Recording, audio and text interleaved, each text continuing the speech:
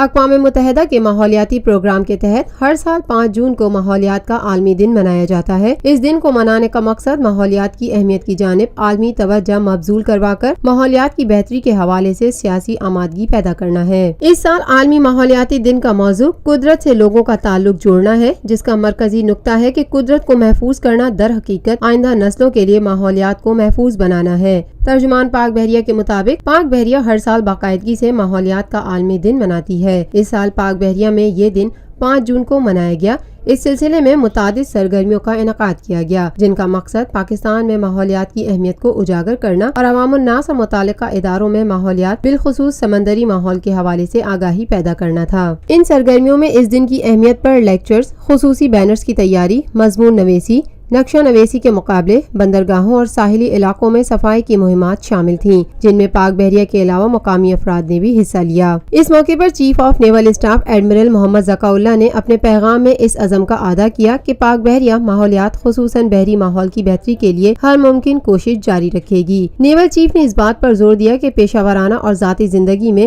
ہمارا طریقہ عمل ماحولیات کی بقا اور تحفظ کے سنہری اصولوں اور طریقہ کار کے عین مطابق ہونا چاہیے۔ ایڈمرل ذکا اللہ نے مزید کہا کہ ماحولیات کے تحفظ کے حوالے سے پاک بحریہ اپنا کردار ادا کرتی رہے گی اور اس قومی مقصد کے حصول میں بھرپور تعاون جاری رکھے گی۔ دنیا کے تمام حصوں اور افراد کی جانب سے مثبت ماحولیاتی اقدامات کے حوالے سے عالمی ماحولیاتی دن سب سے بڑا سالانہ ایونٹ ہے، جس کا آغاز 1972 میں ہوا۔ اس سال کا موضوع ہمیں یہ سوچنے کی دعوت دیتا ہے کہ ہمارا قدرت سے کیا رشتہ ہے اور ہم اس پر کس قدر انحصار کرتے ہیں۔ اس طرز کے ایونٹس عوام الناس میں ماحولیات کی اہمیت اجاگر کرنے میں مرکزی کردار ادا کرتے ہیں۔ پاکستان نیوی محفوظ سمندری ماحول کے حصول کے لیے ہمیشہ کوششیں کرتی رہی ہے تاکہ سمندروں کو صاف شفاف بنایا جا سکے۔ Lotus Lake Towers, a groundbreaking endeavor by Lotus Properties۔